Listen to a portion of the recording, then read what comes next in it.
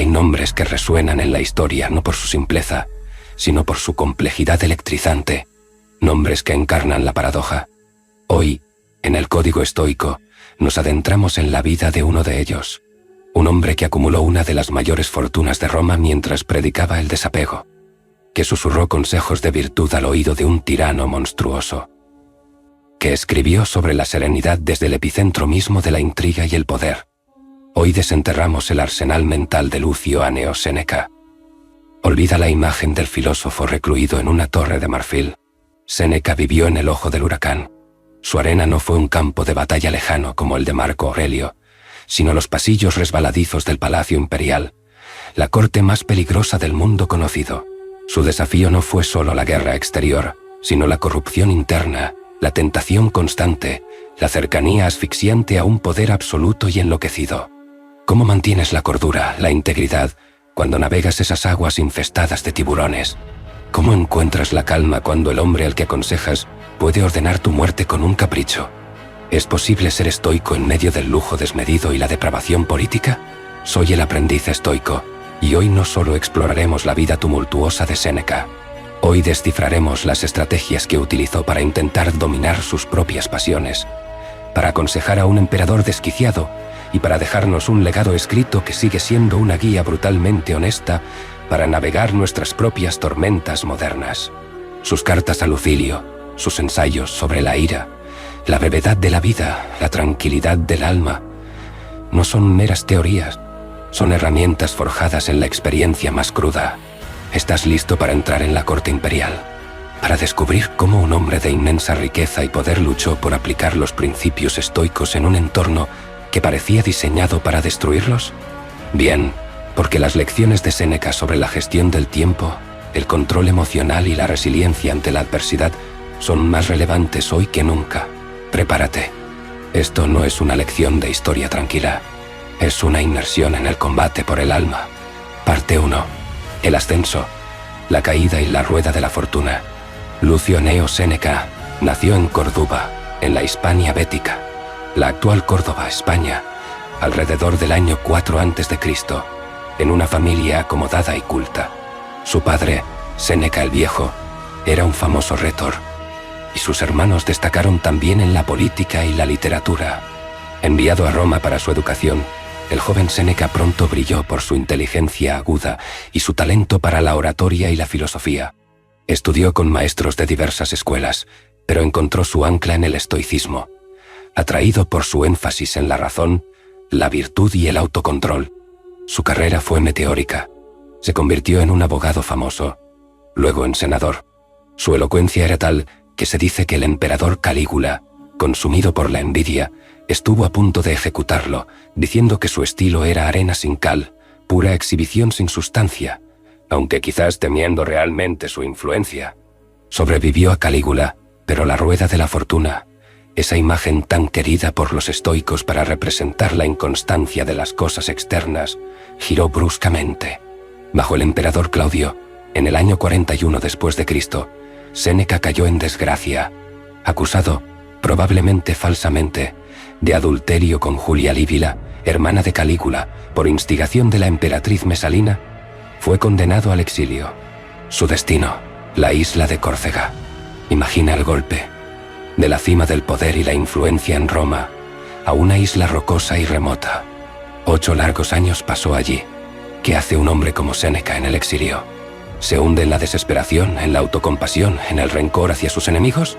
Sin duda, sufrió, pero fue allí, en la soledad forzada de Córcega, donde profundizó en su filosofía. Escribió tratados como La Consolación a Elvia, dirigida a su madre, intentando aliviar su dolor y aplicando los principios estoicos a su propia desgracia. Aprendió de primera mano sobre la fragilidad de la fama, la riqueza y el poder.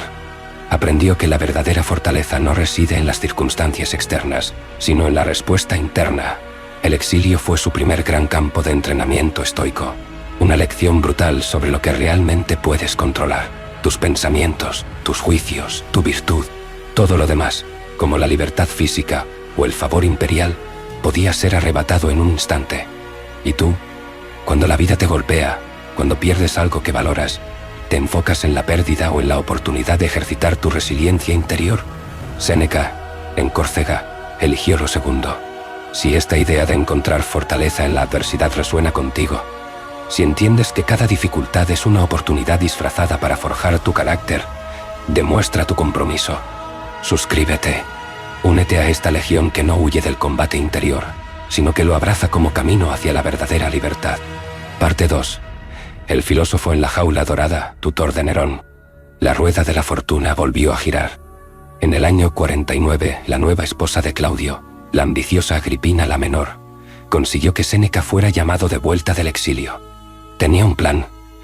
Necesitaba al intelectual más brillante de Roma para educar a su joven hijo, Lucio Domicio Enobarbo, destinado a convertirse en el emperador Nerón. Séneca regresó a Roma, no solo perdonado, sino elevado a una posición de poder inmenso.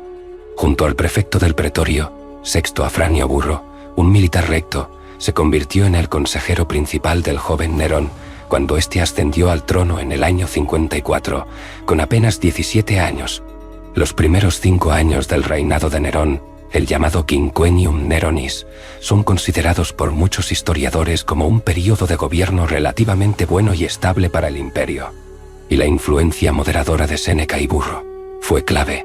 Pero imagina la cuerda floja sobre la que caminaban. Intentar guiar a un joven emperador con tendencias cada vez más erráticas, vanidosas y crueles. Intentar aplicar principios estoicos de moderación, justicia y razón en un entorno de lujo desmedido, adulación constante e intrigas mortales. Durante este tiempo, Séneca acumuló una fortuna gigantesca a través de regalos imperiales y probablemente inversiones astutas. Esto le valió críticas feroces, tanto en vida como póstumamente.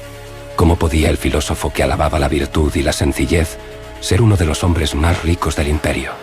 Séneca se defendió argumentando que la riqueza, para el estoico, es un indiferente preferible. No es buena ni mala en sí misma, pero es preferible tenerla a no tenerla, siempre que no te esclavice y la uses sabiamente para el bien común y sin apego.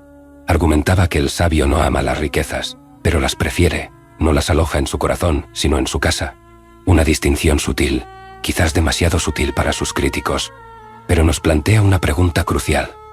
¿Puedes mantener tus principios intactos cuando estás rodeado de tentaciones y poder? ¿O es inevitable la corrupción? Séneca intentó usar su influencia para el bien, moderando los excesos de Nerón, promoviendo políticas justas. Escribió sobre la clemencia, un tratado dirigido al propio emperador, exaltando la virtud del perdón y la moderación en el ejercicio del poder. Pero era una batalla cuesta arriba.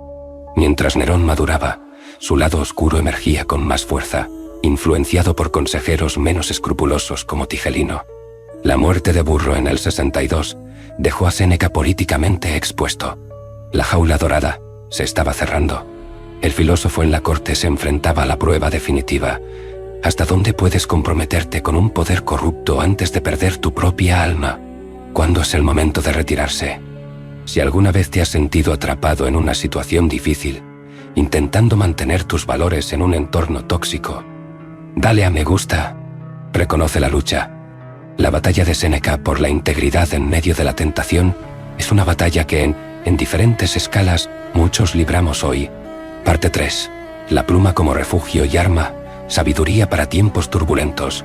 Sintiendo que su influencia sobre Nerón menguaba peligrosamente y que su propia vida corría peligro, Séneca pidió permiso al emperador para retirarse de la vida pública alrededor del año 62.